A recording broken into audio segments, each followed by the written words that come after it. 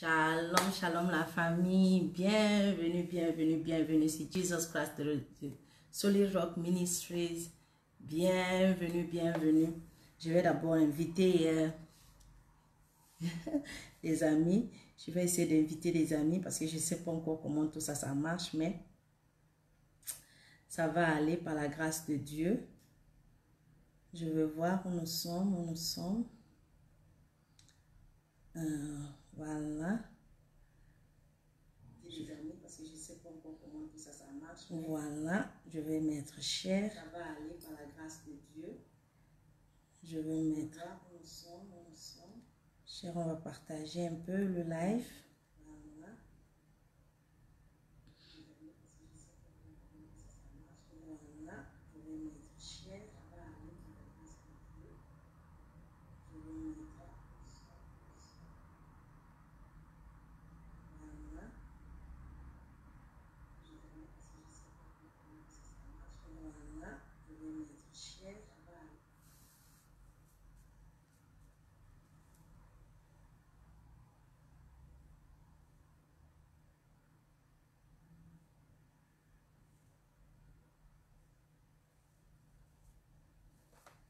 voilà, j'ai déjà partagé sur l'autre page.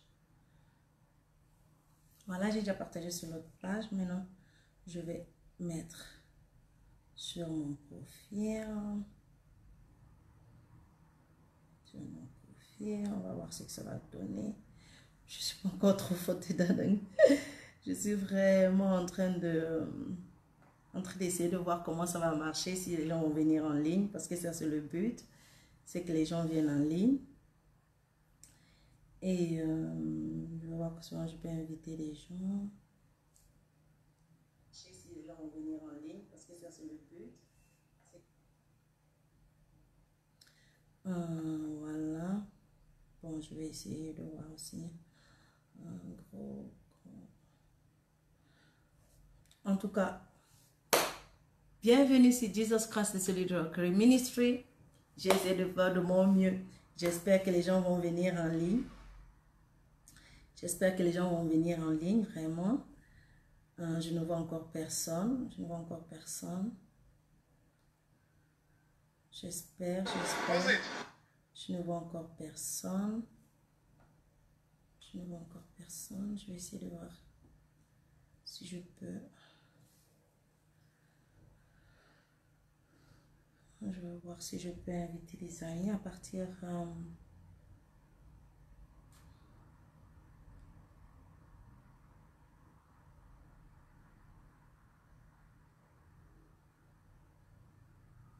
tout cas, je sais pas. Je suis perdue dedans, mais je ne sais pas comment ça marche vraiment.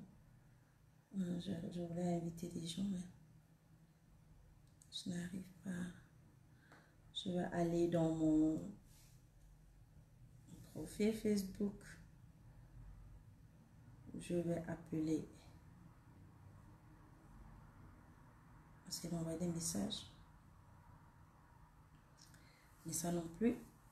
Écoutez, on va faire ce qu'on peut. Et on va rediffuser la vidéo. Et ceux qui ne sont pas là viendront après.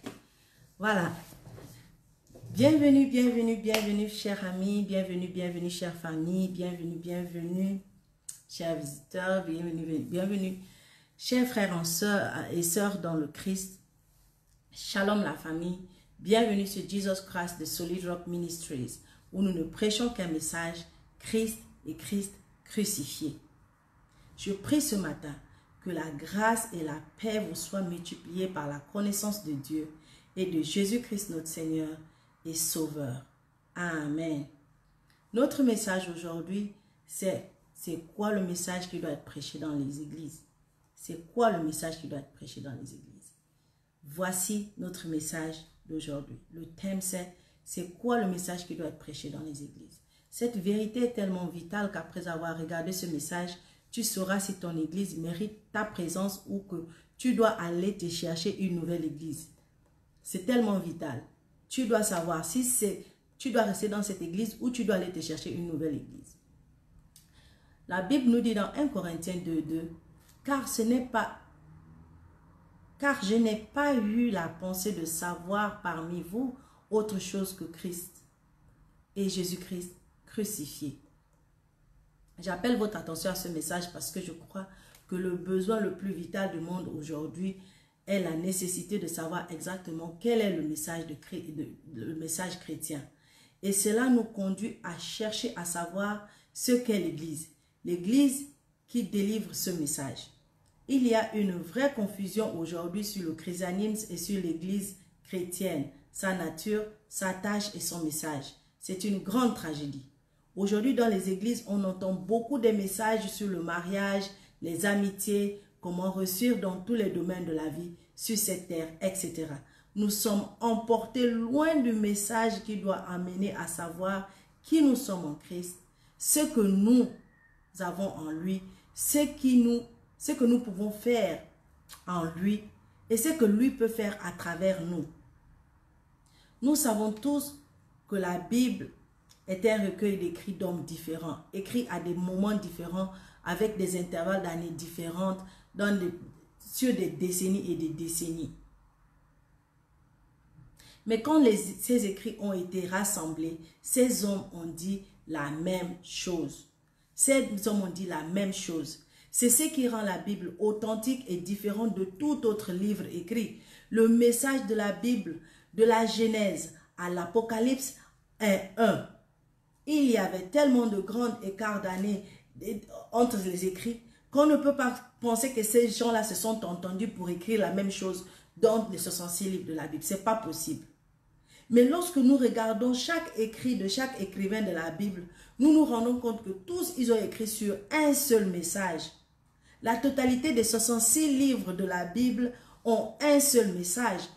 Tout dans la Genèse, dans la Genèse, les lois de Moïse, celles dites par les prophètes et les psaumes, tous les enseignements de Jésus et les épîtres sont tous concentrés sur une seule personne, Jésus-Christ. Il est le centre de tout ce que les écrivains des 66 livres de la Bible ont écrit. Tout ce qu'ils ont essayé de dire, c'est de nous dire, voici Jésus-Christ. C'est aussi simple que ça. Lisons la Bible dans Luc 24, versets 25 à 27. La Bible nous dit, alors Jésus leur dit, ô hommes sans intelligence, et dont le cœur est lent à croire, tout ce qu'ont dit les prophètes. Ne fallait-il pas que le Christ souffrit ces choses et qu'il entrât dans sa gloire? Et commençant par Moïse et par tous les prophètes, il leur expliqua dans toutes les Écritures ce qui le concernait. Ce qui le concernait. Ce qui concernait qui? Le c'est qui? Jésus. Jésus qui? Jésus qui leur dit, ô hommes sans intelligence. Ici, Jésus annonce à ses disciples que les Écritures parlent de lui. Et pour confirmer cette affirmation de Jésus, lisons ce que nous dit l'auteur de l'Épître aux Hébreux dans Hébreux 1, versets 1 à 2. Après avoir autrefois, à plusieurs reprises et à plusieurs manières, parlé à nos pères par les prophètes, Dieu, dans ces derniers temps, nous a parlé par le Fils, qu'il a établi héritier de toutes choses, par lequel il a aussi créé le monde. Ceci est l'un des enseignements fondamentaux du Nouveau Testament qui indique que Jésus est l'accomplissement de l'Ancien Testament. Jésus lui-même a encore affirmé qu'il est venu pour accomplir la loi et les prophètes. Lisons ce qu'il dit dans Matthieu chapitre 5 verset 17. Ne croyez pas que je sois venu pour abolir la loi ou les prophètes. Je suis venu non pour abolir mais pour accomplir. Après sa glorieuse résurrection, il a démontré à ses disciples à l'aide de la loi, des prophètes et des psaumes, c'est-à-dire à travers les 3 divisions principales de l'Ancien Testament qu'elle avait annoncé longtemps à l'avance, ce qui lui était arrivé. Lisons ce que lui-même dit dans Luc 24, versets 25 à 27. Alors Jésus leur dit, ô hommes sans intelligence, et dont le cœur est lent à croire tout ce qu'ont dit les prophètes, ne fallait-il pas que le Christ souffrît ces choses et qu'il entrât dans sa gloire? Et commençant par Moïse et par tous les prophètes, il leur expliqua dans toutes les Écritures ce qui le concernait. Lorsque Jésus parle de Moïse ici, il fait allusion aux 5 premiers livres de la Bible qui sont écrits par Moïse. Moïse a écrit Genèse, Exode, Lévitique, Nombre et Deutéronome. Donc lorsque Jésus dit à ses disciples, et commençant par Moïse et par tous les prophètes, il veut dire commençant par Genèse, Exode, Lévitique, Nombre et Deutéronome. C'est ce que cela veut dire. Et lisons ce que Jésus dit encore dans Luc 24, versets 44 à 45. Puis il leur dit, c'est là ce que je vous disais lorsque j'étais encore avec vous, qu'il fallait que s'accomplisse tout ce qui est écrit de moi dans la loi de Moïse, dans les prophètes et dans les psaumes. Alors il leur ouvrit l'esprit afin qu'ils comprissent les Écritures. Et il leur dit, ainsi il est écrit que le Christ souffrirait et qu'il ressusciterait des morts le 3e jour. Et que la repentance et le pardon des péchés seraient prêchés en son nom à toutes les nations, à commencer par Jérusalem. Même si l'Ancien Testament rapporte des histoires anciennes des hommes et des femmes qui ont été fidèles à Dieu et qui nous servent de modèle et d'exemple, comme on peut le lire dans 1 Corinthiens chapitre 10 versets 1 à 13, il fait beaucoup plus que cela. Il a été écrit pour nous conduire à Christ, afin que nous soyons justifiés par la foi. L'Ancien Testament a été écrit pour nous conduire à Christ, afin que nous soyons justifiés par la foi. L'Ancien Testament a été écrit. La base pour laquelle l'Ancien Testament a été écrite, c'est pour nous conduire à Christ, afin que nous soyons justifiés par la foi. Parce que la justification ne vient pas par ce que nous faisons, ne vient pas par ce que nous sommes. Mais la justification vient du fait que nous croyons en Jésus-Christ, mort et ressuscité. C'est très important. Donc le message de la Bible, le message de toute la Bible, c'est Christ. C'est rien d'autre que Christ. Alors l'autre question qui est très importante que nous devons savoir, c'est pourquoi est-il si important de connaître le message? Pourquoi il est si important de connaître le message? Voyons ce que Luc chapitre 24, versets 25 et 27 nous dit.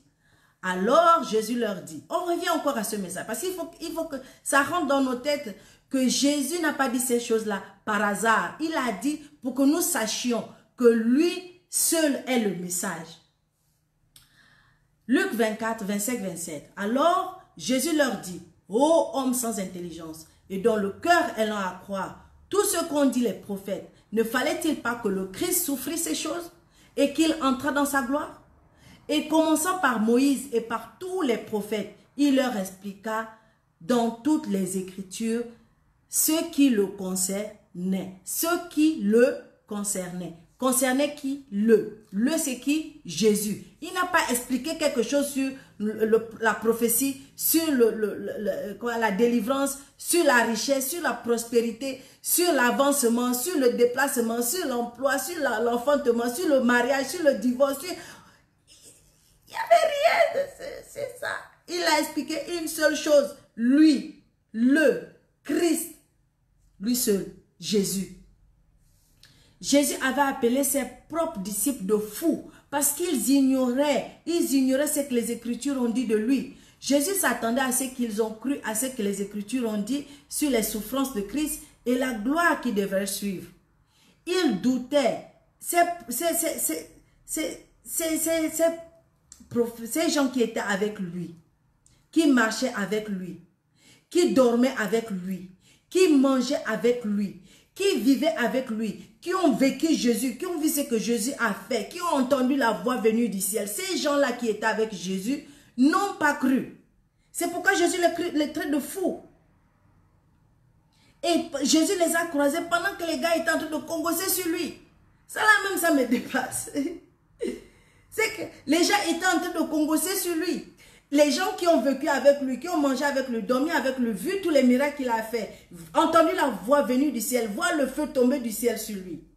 Mais les gars étaient en train de congosser. Et peut-être qu'ils se disaient même que vraiment ce Jésus-là, ah vraiment le gars nous a eu, hein.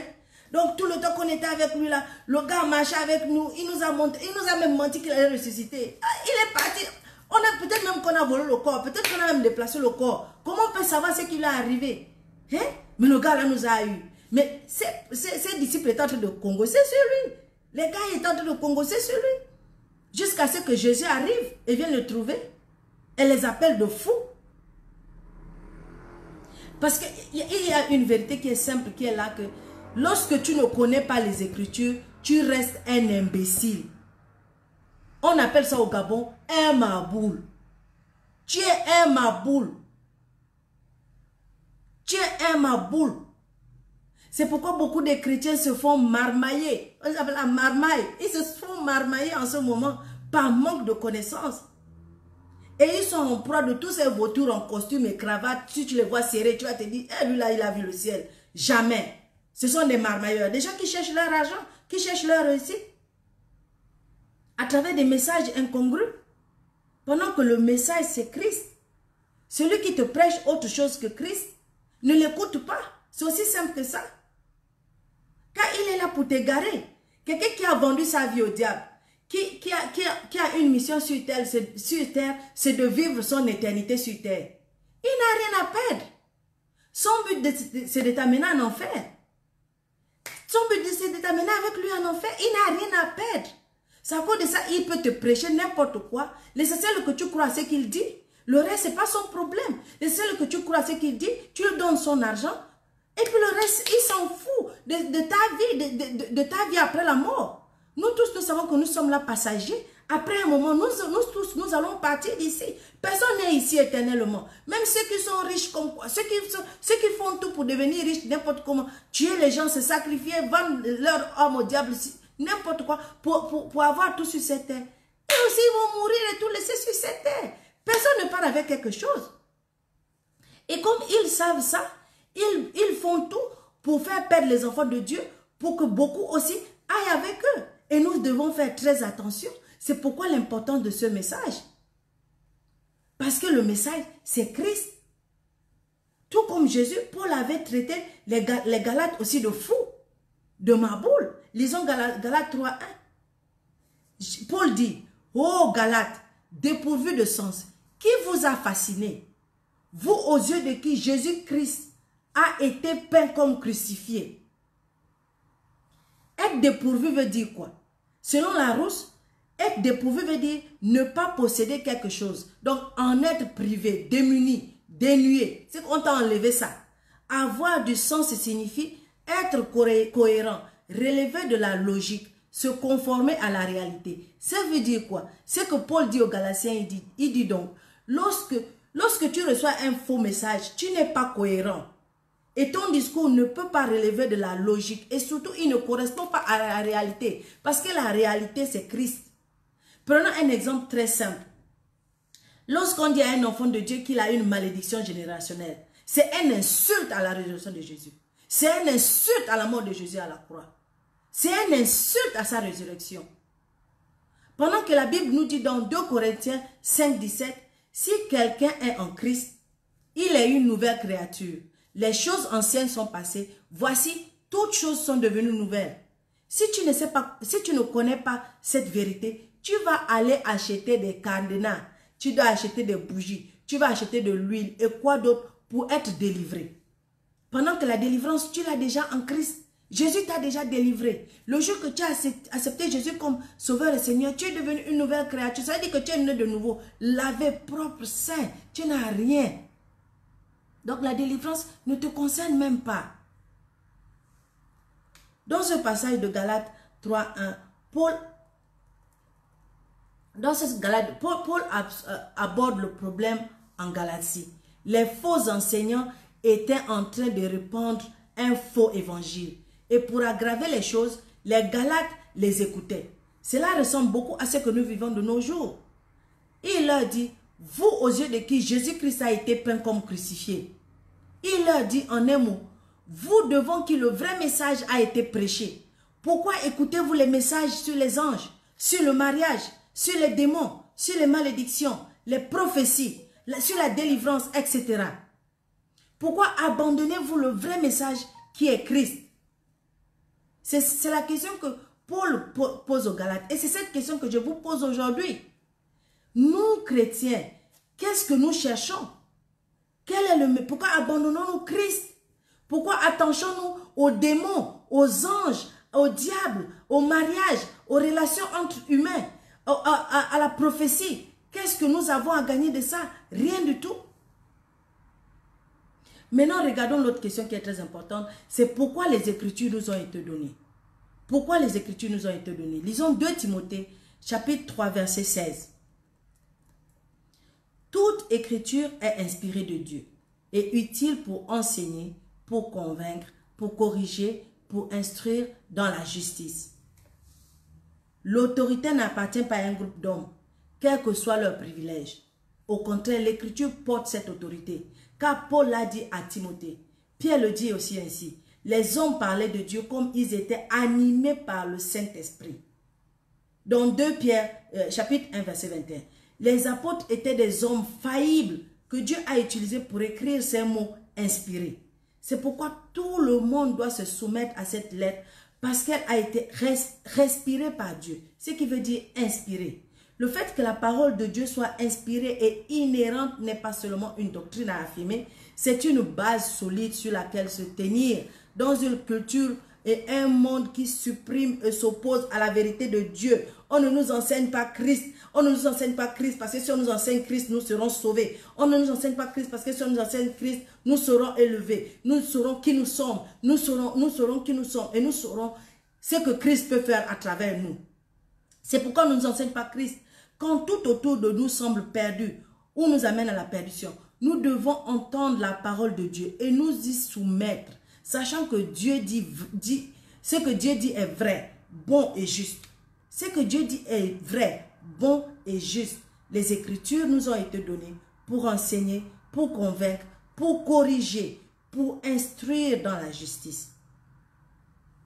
Les Écritures ne sont pas données pour expliquer les affaires, le commerce, le mariage, les relations humaines, la prospérité et toute autre chose dont l'humain a besoin dans sa vie. Il y a une seule raison pour laquelle les Écritures nous ont été données. Elles ont été données pour la doctrine. La doctrine. Les Écritures sont données pour expliquer une évidence, pour expliquer l'évidence et pour corriger, pour nous corriger, au cas où nous avons une pensée qui était contraire à la mission des Écritures. Les Écritures nous sont données pour instruire, pour une instruction générale. Pas pour une instruction générale, mais pour une instruction dans les paramètres, les environnements de la justice. Ce qui veut dire que les Écritures nous ont été données, ne nous sont pas données pour un fonctionnement complet. Les Écritures nous ont été données pour une limite très claire, pour une mission très claire. Les Écritures sont données pour une mission très claire. Disons ce que nous dit Paul dans 2 Timothée, chapitre 3, verset 15. Dès ton enfance, tu connais les saintes lettres qui peuvent te rendre sage à salut.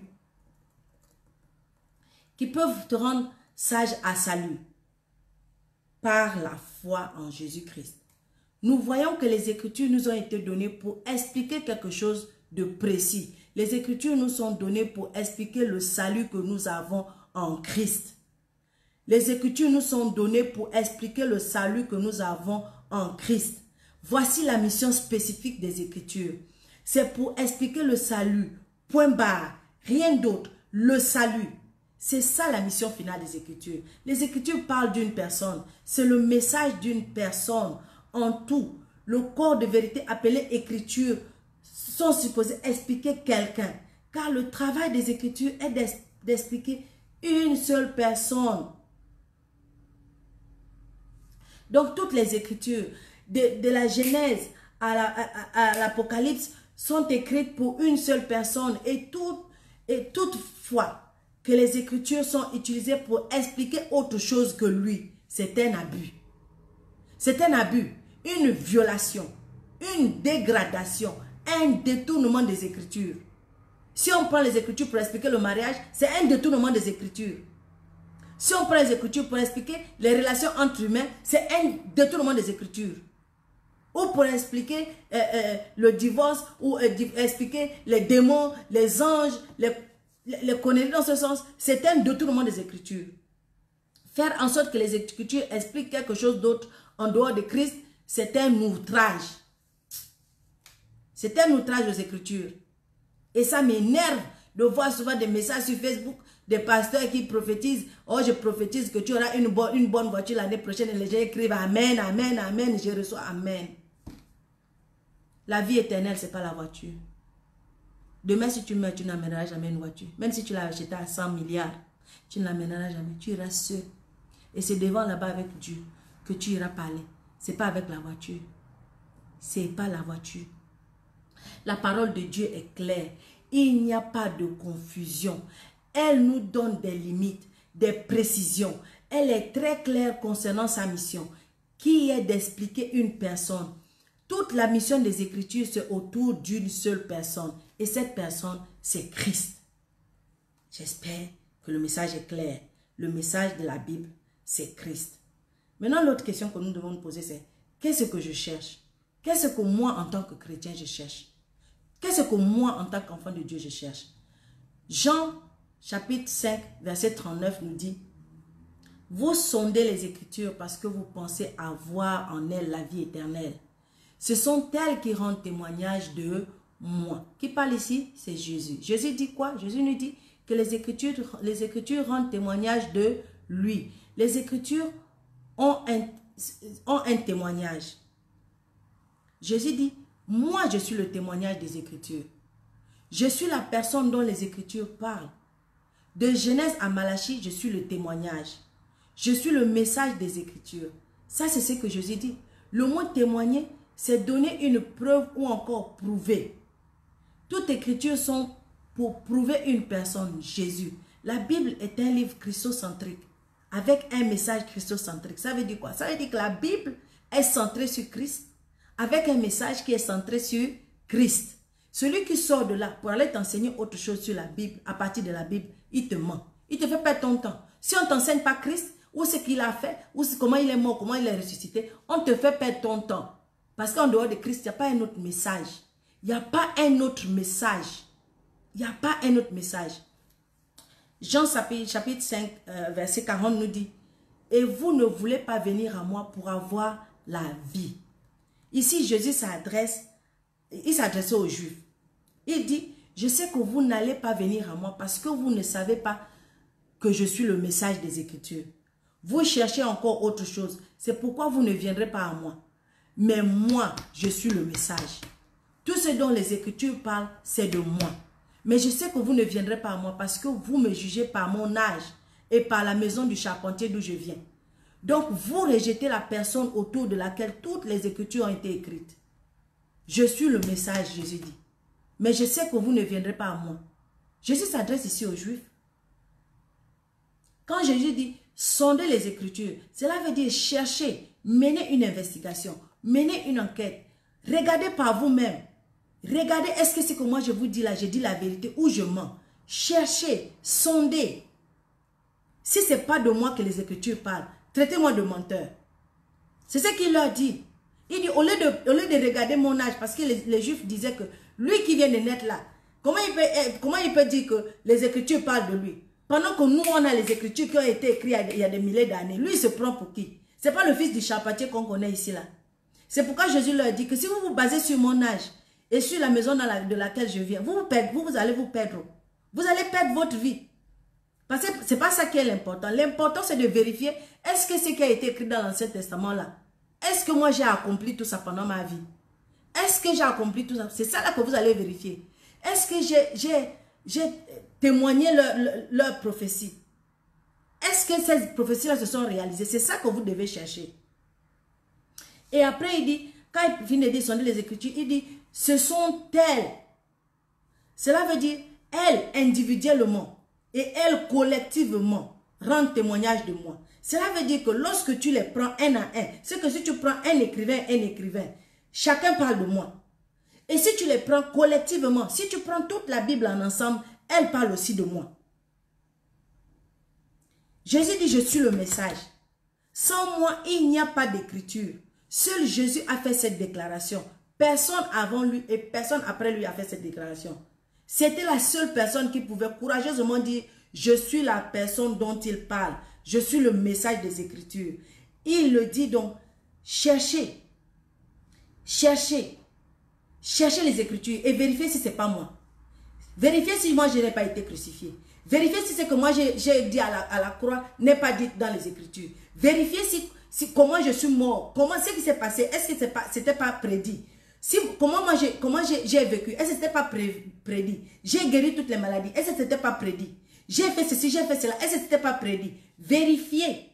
Si vous vérifiez, vous allez voir que tout cela parle de moi. C'est ce que Jésus demande. Et c'est ce que Jésus a demandé aux Juifs. Et c'est ce que Jésus nous demande aujourd'hui, nous enfants de Dieu, nous chrétiens, qui nous disons aujourd'hui, suivants de Dieu.